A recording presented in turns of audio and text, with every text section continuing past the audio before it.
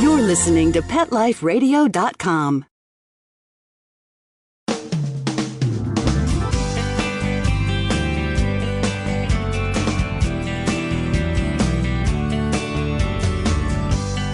Hello and welcome to Working Like Dogs on Pet Life Radio. Thank you for joining us today. We're your hosts. My name is Marcie Davis, author of Working Like Dogs, and my co-host is my service dog, Whistle. And Whistle and I are so happy that you're with us today to talk about our favorite subject, which is working dogs.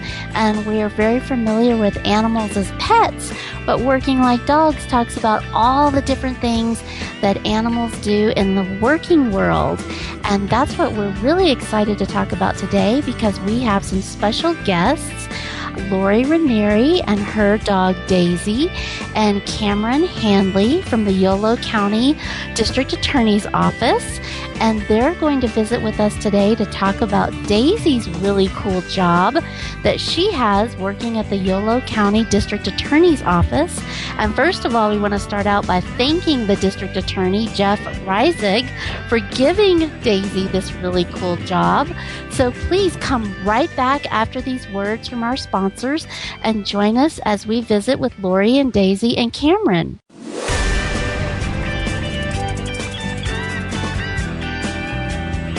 We'll be right back, right after these messages. Stay tuned. Hey, boy, how you doing? What am I doing?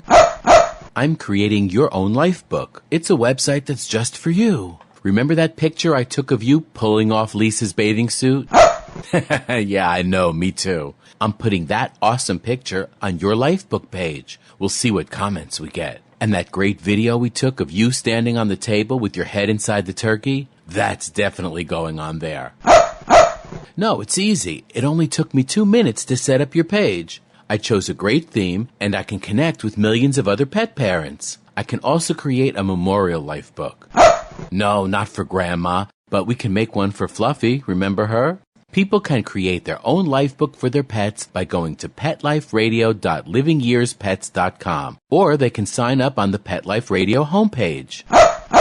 Where's Lisa? She's outside by the pool. Hey, come back here!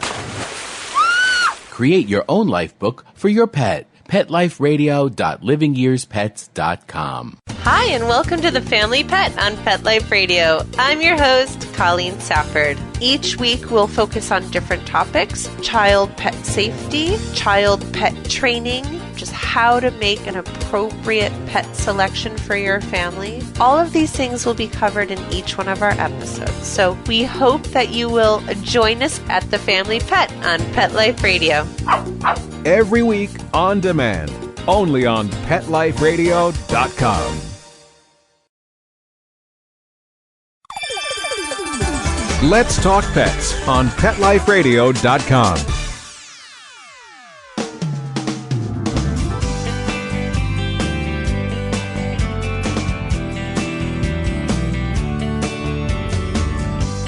Welcome back to Working Like Dogs on Pet Life Radio. I'd like to welcome our guests today, Cameron, Lori, and Daisy. Hello and welcome. Good morning. Well, we're so excited for you to be here with us today and tell us all about the really cool job that Daisy has with the Yolo County DA's office. So I guess, Lori, we should start with you because this was your idea, right? Well, it wasn't really my idea. I think I just plugged into an idea that was out there in the ether, and I think that's one of the things about this particular idea is that it's actually kind of obvious. And once people hear it, it sounds obvious to them, and a lot of people have been doing it informally. Cameron was already familiar with using dogs to help crime victims before I came along, and so it was just a match made in heaven. That's awesome. So tell us exactly, what does Daisy do? I run our Child Advocacy Center, which is a center dedicated to working on child sexual abuse cases for the entire county of Yolo. We're a collaboration with every agency that is mandated to respond when a child discloses abuse. We try, our major goal, and this is why Daisy is key, is to reduce the trauma that child victims historically would go through in the processing of their case, going to a multitude of agencies, going through intake processes and juggle various court dates and whatnot. So we have now a dedicated child-friendly center with specialists just in child sexual abuse and every aspect of their case, whether it's CPS, therapy, advocacy, the interviews that traditionally are done by law enforcement, and even the evidentiary exams that were traditionally done at hospitals.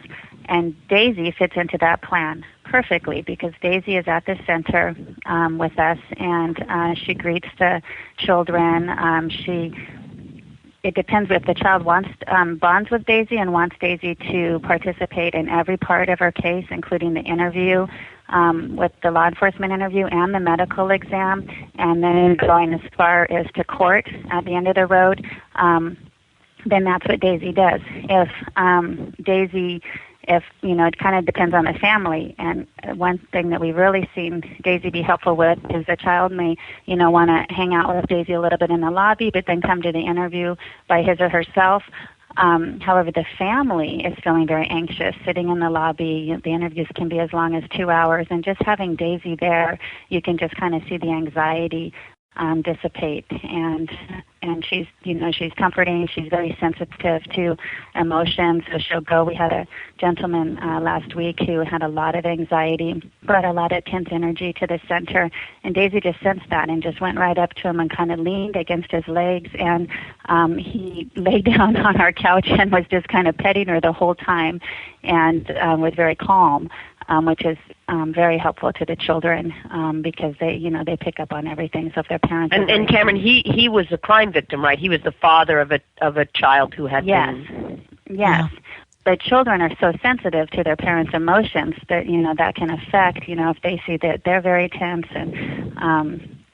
So it's just been an amazing thing, and we were so happy that Lori happened to us. It's kind of synchronicity because I had just begun looking into this. I had heard about it from a colleague in Santa Rosa, and then Lori appeared, so that was perfect.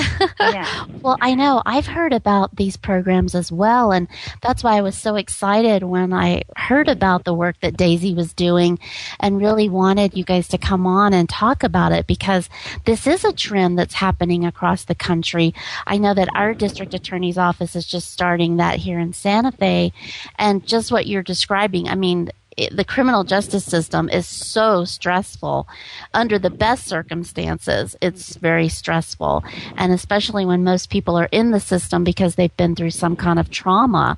So to have a wonderful experience with an amazing creature like Daisy, I can only imagine how much it helps in your office and what a difference it makes for the individuals, not only the children, but for the parents as well that get to experience her. So Lori, how did you decide that Daisy was cut out to work at the DA's office? Prior to Daisy, I had pet dogs, and one of my dogs in particular, he was my first dog, and he was very, very important to me.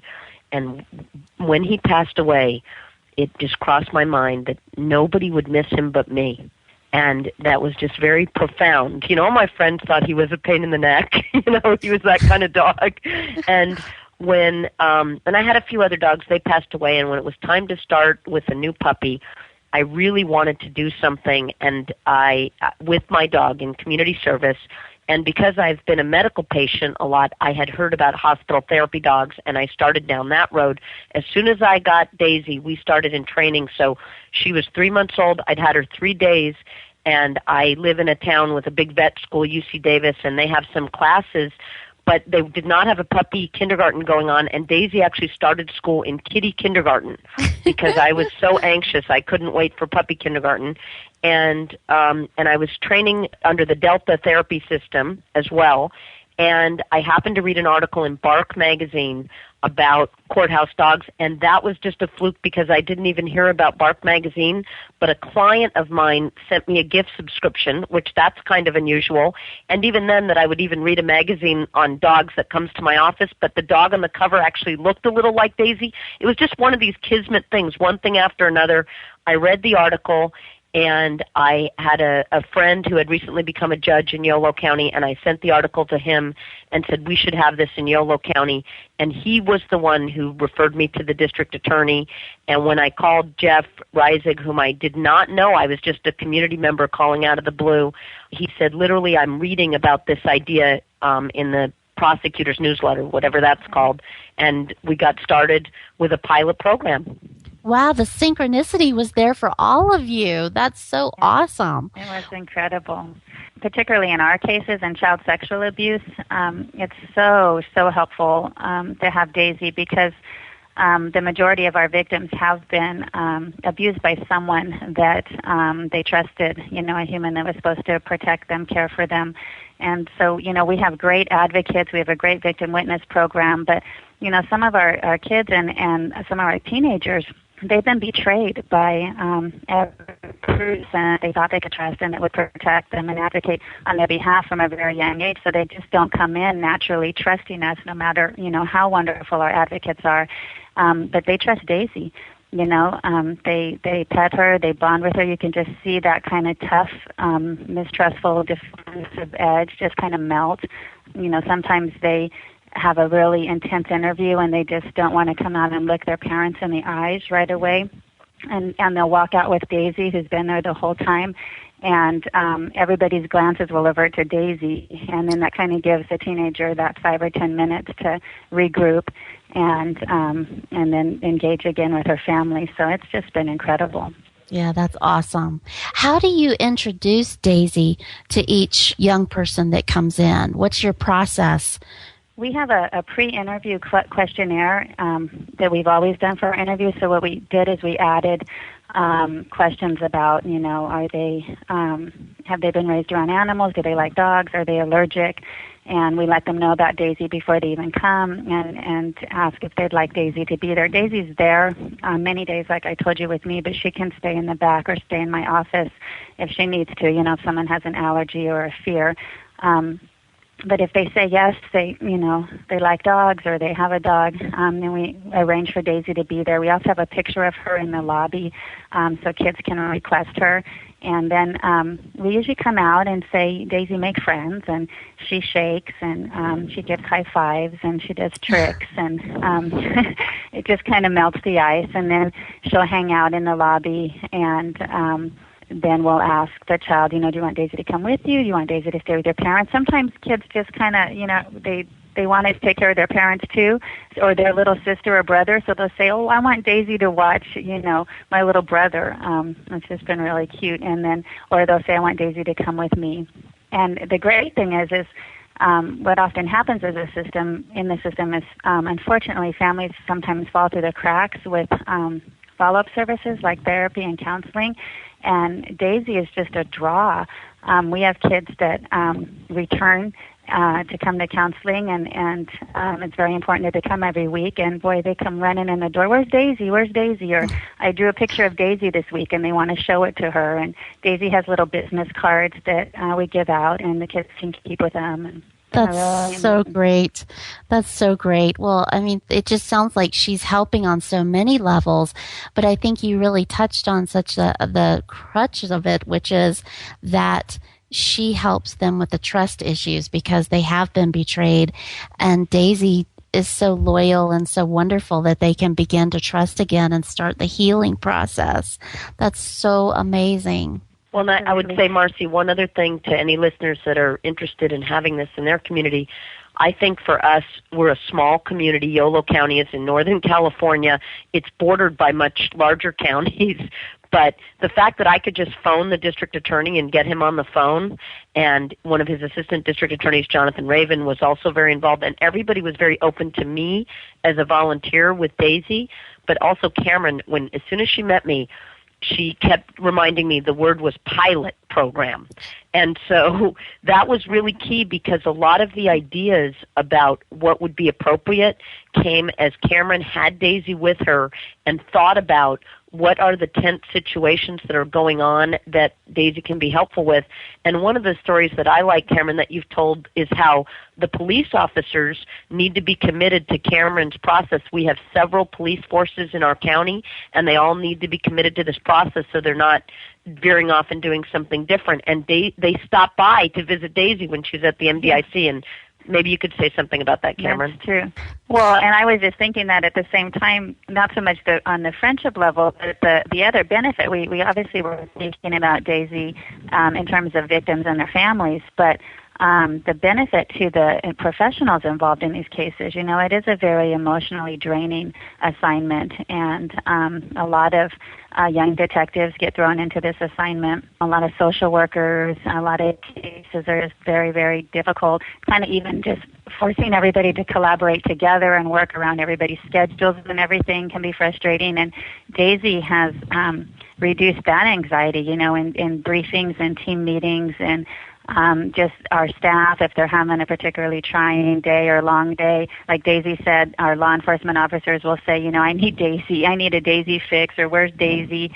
They'll be in the neighborhood, they'll drop by to visit her, she'll recognize them and run up. And even me, in my office, she's been very interesting to me, kind of like my conscience, because if we don't have anything for her to do, say that particular time, her home base is my office, and I'll be on the phone, thinking I'm conducting myself very professionally, but maybe feeling a little bit frustrated or tense with the conversation. And I can't tell you how many times Daisy has just gotten up in the middle of my conversation and come over and put her head on my lap. And I was unaware that I was kind of getting tense, and I look at Daisy and okay, you're right, and can kind of take a step back that way, or if I get off the phone, play with her a little bit. So she's just been wonderful. We had a staff member, a case manager, who deals with every aspect of the case and the families, does all the transport, has a pretty stressful job, and she got into a car accident.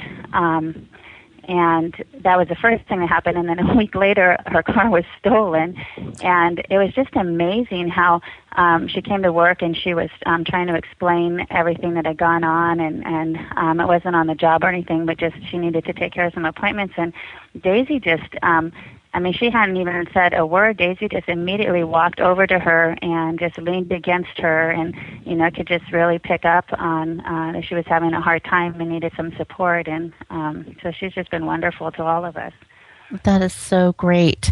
Well, I just am thrilled to hear about all the things that Daisy's doing, and we're going to continue talking about Daisy's really great job and all the different things that she does. And I really want to ask about what Daisy's work day looks like. So please, we're going to continue talking. So please come back after these messages from our sponsors, and we'll get to visit more with Lori, Daisy, and Cameron. So please come right back.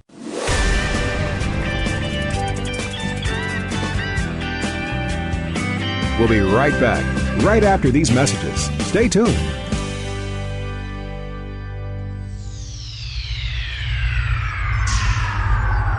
Greetings, human. What planet am I on? Welcome to Pet Planet. Here's a copy of Pet Planet Magazine, Florida's most informative and fun pet resource magazine. It features heartwarming stories and informative articles from local and national pet experts. Excellent. Pet Planet Magazine offers Operation Planet Rescue, helping rescued pets find new homes. And it's available at 500 locations in South and Central Florida and 24/7 on the internet at petplanetmagazine.com. If you're out and about with your pet, you may be featured in Paparazzi, candid pictures of you and your pet. For up-to-date pet-friendly events, activities, and pet-related services and products, Pet Planet Magazine is your final destination. I shall take this magazine home with me. Back to your home planet? No, to my condo in Boca.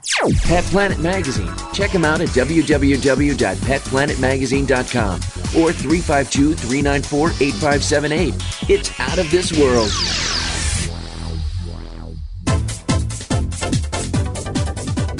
Hello! I'm Deborah Wolf, and I'm inviting you to my animal party on Pet Life Radio. My pet experts will be coming to the party to answer your pet questions, and they'll also be sharing their favorite stories and messages with us, but I'll be asking them some tough questions. We'll get their opinions on the hot-button topics like the pit bull ban, pet food, vaccines, religion, politics, and animals, cat tick clawing, and the latest news. Whatever's turning the animal world on its head, we'll be talking about at the animal party. This party's got bite. Every week on demand, only on PetLifeRadio.com.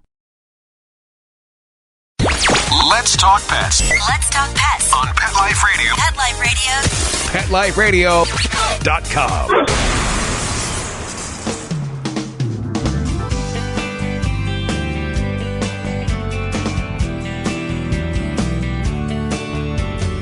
Welcome back to Working Like Dogs on Pet Life Radio. And we're visiting today with Lori and her dog Daisy and Cameron from the Yolo District Attorney's Office in California. We should tell our listeners that that's where you guys are located. But before we get back to my next question, I have to ask you, can you guys please tell our listeners what Daisy looks like? What kind of dog is Daisy? Daisy is a Border Collie mix. She came from the shelter. She is almost all black, but she does have a little bit of touches of gray a few places, but most people don't notice that. And she's about 40 pounds, which actually seems to work very well. She's kid size, and she has longish hair. I kind of wonder if she's a Border Collie Golden Retriever because her hair is sort of like a Golden Retriever, but she's black, and she's got a Border Collie face, I think. Oh, she sounds beautiful. She is. She's gorgeous, and she's very unique looking. She's very photogenic, and people constantly comment on her appearance. She's very cute, extremely cute. I have two questions that I'm dying to ask. First question is what kind of training, Lori? You mentioned a little bit, but how did you prepare Daisy for her new job? Well, I was already taking courses for Daisy and I to become a hospital therapy team, and we were actually attending a service dog school that also does obedience training and therapy dog training. And when I started in with this pilot program and called up the school, very excited. In fact, I think I had Terry Sandoff from our school come to my first meeting with Jeff and Jonathan and Cameron, and she said, Daisy's going to need a higher level of training in order to do this kind of work. And so she was familiar with the psychiatric service dog training, and I know you've had the founder of that group on the show, and that was a wonderful interview. And so we went to that website and reviewed it, and then Daisy and I bumped up from therapy dog class, which we were already taking it, I think, for the second time because we were just waiting for the next time to take the Delta test, and so we started going to service dog class. So she is trained as a psychiatric services dog as well as having met all the criteria for the Delta therapy. She and I are a Delta Pet Partners team, and she's also a Canine Good Citizen, and she's passed the public access test given by our service dog school. And how long did it take you to get her through that psychiatric service dog training? Well, I personally think we're always training, but I would say about 2 years. What would you say, Cameron? Would you say about the last 2 years we've been there, maybe a year and a half? Yes, definitely. And a lot of it has been on the job training as well, just kind of fitting into our particular program and everybody getting familiar with the concept. Yeah, that was my question. So did you have to wait that entire 2 years, or did she start working part-time at the DA's office while you were getting the additional training? Yeah. Well, the key word there is the pilot program. Yeah. We did things a little bit differently because we were just looking into the concept, and then Lori happened to us, like I said, and we all connected and it worked out. So and the neat thing about our center is because it's very child-friendly and kind of home-like, for lack of a better word, it was very easy to just fold Daisy into, as opposed to a court or a courtroom, which is very formal or rigid. So, and Daisy was also younger then, obviously. So she was continuing her training and also continues. I mean, Lori is just so energetic. They do tons and tons of different training. We also work with her trainer from her school, St. Francis. She comes to the center and works with our staff. So it definitely was a pilot program where we all kind of figured it out as we went. And Daisy, worked the whole time, and we would notice things, and then I would say to either Lori or her trainer at St. Francis, it'd be really great is if Daisy do this or Daisy do that, or if we had one word, and they would cue her for this or that. And so we just kind of created it around that. We didn't start her in interviews right away. But, boy, I tell you, the first time I hadn't even officially, here I am the director, and I hadn't even made the decision to start her in interviews. And all of a sudden I'm sitting in, we observe the interviews through another room, and I'm sitting in the observation room, and my interview specialist comes walking down the hall with the child and Daisy and takes her to the interview, and that was her first interview.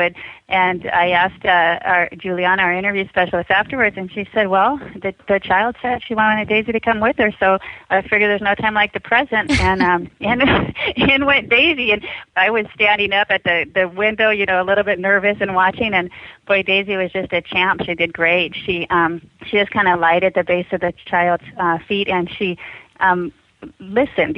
She just stared at him. It was a little boy, and then he every once in a while would touch her head, and she was very calm. She didn't distract in any way, and it just went perfectly.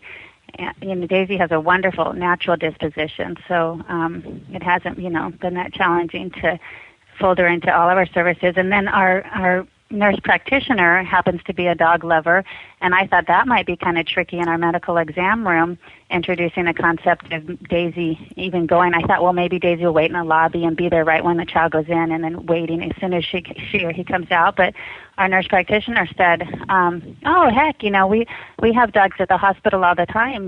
Daisy can come into the exam room. So that started right away, too. So it just kept, it seems like it grew so quickly because all of you had such a great attitude about and could see the possibility that Daisy had throughout the whole process. That's so wonderful. One of the things is the Child Advocacy Center is about helping the children, and the focus has to be there on the child all the time. And so one of my feelings was I didn't want the staff to be burdened with a list of, here's the commands. I mean, some of the people speak to Daisy in Spanish, so we really want it to be, Daisy is working for them, and we really want it to work in their way. And Cameron's been great about figuring out what she wants, and then I try to work on the training things, and we all work together.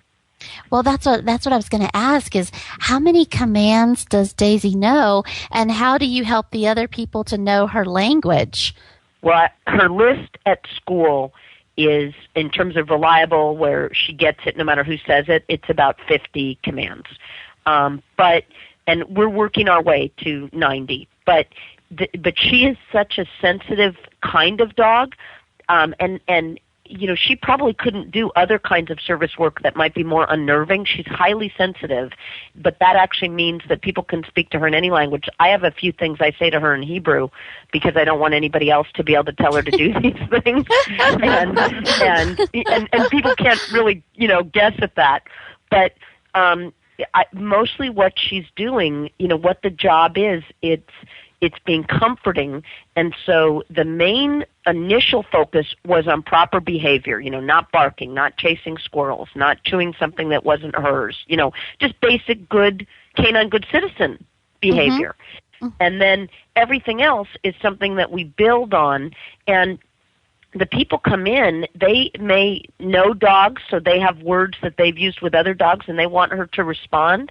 And she's pretty good at watching people's hand movements, so she's pretty responsive, I think, to people's physical movement in terms of getting close if they want her to be close, or not being close if they don't want her to be close. So I think one of the things that I've learned from Cameron is these children have been violated, and there's been some command structure in that experience. Someone has told them either to behave a certain way or to keep something a secret.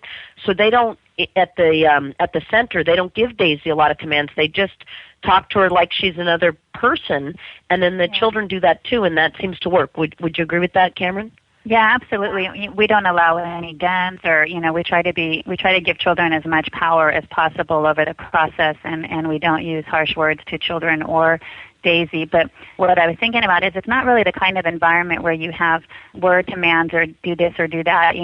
Basically the rapport building part between Daisy and the child, there's tricks, there's high five, there's, low crawl and stuff like that she just knows very well, make friends and shaking. But the training part just requires Daisy to, when she comes to an interview, the thing that she brings to the interview is just basically her physical presence, and she needs to, lie quietly and not try to leave the room, and she needs to be focused on the child, and she needs to not distract from the interview.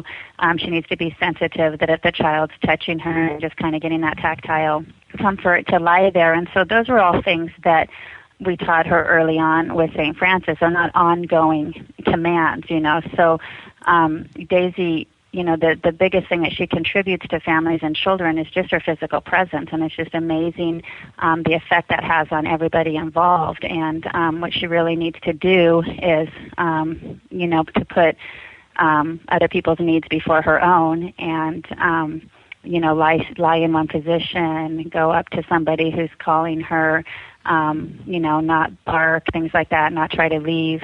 And she's great at that. And then that just kind of happens over and over again. So as far as word commands, that's just, there's just kind of that rapport building, make friends and that sort of thing in the beginning. But the rest of it is her training, and then just being intuitive, and that was part of her training too. And then just being physically present and being with the child as long as the child needs her to be there, and not running all around or So that's, I don't know if that's making sense, but that's kind of the behavior. She's just there. She's still. She doesn't leave a child. If I tell her to hang out in the lobby, she hangs out in the lobby until the family's gone or until somebody comes and gets her. Yeah. Well, it sounds like she's just perfectly suited with her personality and her sensitivity, because that's so cool that she can also, that she's Lori's dog, that she works so well with you, Cameron, and that she responds so well to what you ask of her. So yeah, it's just, dogs just never cease to amaze me with their abilities, to really respond to what's needed. And it sounds like she does that in so many different capacities. So tell us, Lori and Cameron, what does Daisy's day look like? How many days does she work a week? And what's a regular work day for her look like? Let me jump in, Cameron, and just say where Daisy's day starts on a working day. When she gets up in the morning, and this is, I know with working dogs generally they're very attached to their handler. On a day that Daisy's going to go to Cameron, the first thing after I tell her good morning in Hebrew, which means she can get out of her bed, I tell her she's going to Cameron today. And she knows Cameron's name, and she wags her tail, and I let her know that's what's going to happen. She also has a bath almost every day that she goes to Cameron, and I think that's very important for working dogs to be, especially her. People are going to hug her, she's going to hug them, they're going to get close to her, and we want her to be very clean and touchable. And then she knows the difference between the vest that she wears to go with Cameron and her regular service dog vest. So she puts on her vest, and she usually, not always, but usually the way the schedule works, she comes to my office with me, because my office is in between Cameron's home and where the center is. And then Cameron comes and picks her up, and I like to say Daisy commutes with the boss. And one of the things I've learned from you, Marcie, is a lot of things that I just think are behaviors that a well-behaved service dog should have, you actually put to commands like get in the car and things like that. Yes, we just tell Daisy, get in the car, and she gets in the car, and Cameron puts on her seatbelt. And that's also important. Sometimes Cameron transports some of the clients of the center in the car, and so Daisy wears a seatbelt, and so the kids wear a seatbelt too. Mm-hmm. And then Cameron takes it from there. Yeah, so I usually pick her up about 9, sometimes 8:30, and then we go to Woodland, which is about a half an hour drive, and then we go in the morning, and we say hi, we make our rounds to the office and say hi to all the staff, and that's important, just kind of getting Daisy acquainted with who's there. And then it just kind of depends on the schedule. We do all the things that I've already described, and usually I bring her back between 5 and 6. Sometimes I take her to Lori and Daisy's home. You know, if we're running late that day or we have a late therapy session or interview, I'll bring her home at 6:30 or 7, and that's a long day when that happens. I have her about 3 days a week. That seems perfect. We take a couple of breaks during the day, but Daisy's really great at holding her potty. We don't like to make her, and she's just a trooper until the end. She also sometimes rides with our staff to pick up kids for therapy or for exams, and if they want Daisy in the car with them, or one little girl wanted to show her friends at school, introduce them to Daisy, so we took Daisy to the school one day, and she showed her off, and Daisy has a vest, and it's got a badge on it from the district attorney's office, so it's very impressive. Oh, that's great. Well, I could sit here and talk to you guys about this all day, but our time is about up, but I have just one more question for you. If you could share with our listeners, if they wanted to get their dog a job like Daisy's, or if they wanted to convince their local district attorney to create a program like this, what advice would each of you give them? And I guess I'm asking that if you could answer, Lori, from your perspective as Daisy's owner, and Cameron as your perspective as a DA employee, if you could just give us some quick thoughts and advice to our listeners about what you would recommend. Well, I would say if you want to do community service with your dog, the Delta Society is a great place to start to get training and learning. And I would say be flexible, because when I first called up the district attorney, I thought that Daisy would be in court, and I thought she would be working with adults.